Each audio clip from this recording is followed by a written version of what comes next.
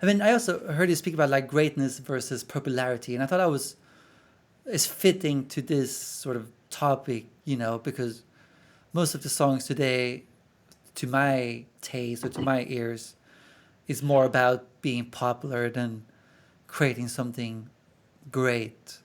You know, Mhm. I mean, because I mean, I don't know, but maybe in the future, are we going to go back to these songs today and remember them with fondness, like we do other songs? That might just be super lame to say, but yeah, I wonder that sometimes. I don't know where you are in this, you know. Well, I think a lot of things are so subjective, Hmm. but when it comes to popularity, some of the subjectiveness, the individual experience, has been devaluated for a broader experience, which is the group consciousness now says, I love this song. And then all of a sudden, it's something that you like it in a certain way because everybody likes it. So you feel part of something. Hmm. And most people don't think this much about it, and they don't have to. It's just an experience. But I think to go back to what you said first, popularity, when it comes to art, and I know the music industry enough, when they talk about the greatest rock and roll band in the world, it's usually the most popular rock and roll band in the world. And then, so then you can ask yourself, so you're saying you're the greatest if the most people like you? Hmm. Now, take a moment to think about what that means.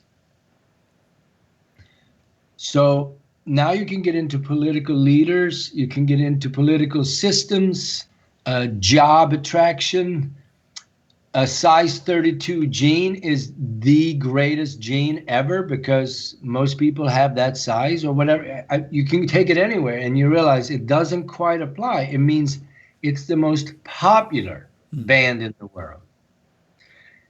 The greatest of some sort should be, and I think is, what you identify with the greatest. So you say, I grew up on U2, I grew up on Towns Van Zandt or whatever. You grab onto something that made an enormous impact at a certain time in your life.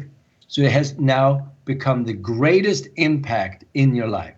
That's the greatest artist band for you. End of story.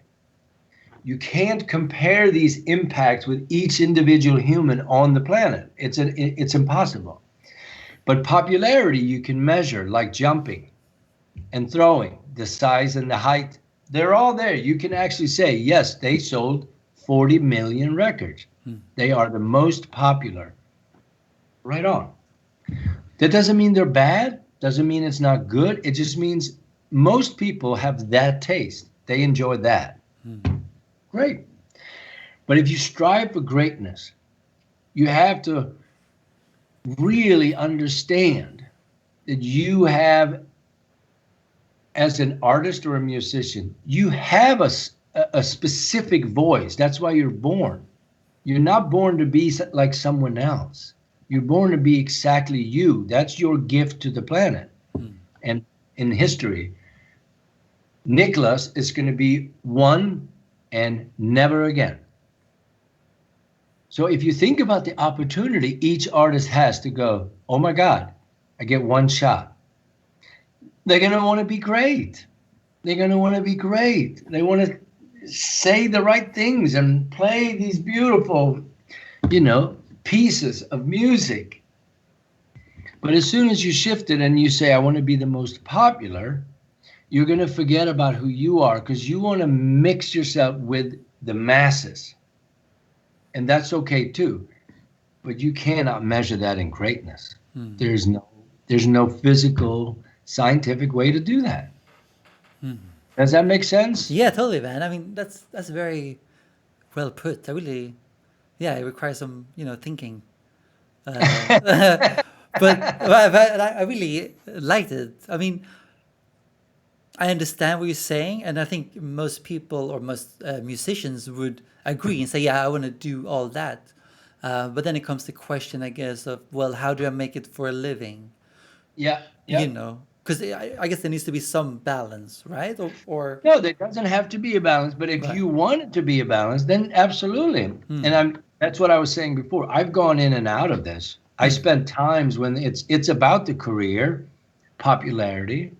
I release a record because the label wants to, or I think it's a good move in my, progression of my career and all this stuff. Yeah. But as you get, through these different phases of your, let's not call it career, through your life, you're going to make decisions based on how close you are to your heart.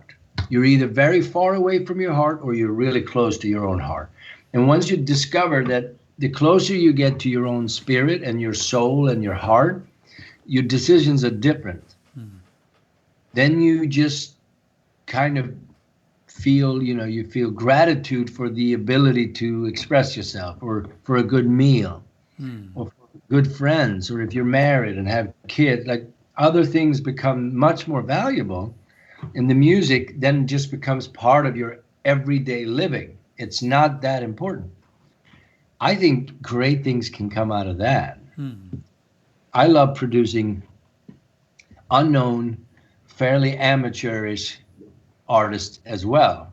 Not because it's better, but sometimes there's a beautiful innocence about it that I feel is impossible to reproduce once you get to a certain professional level. You can't be that innocent at a certain level. So I like to mix that up.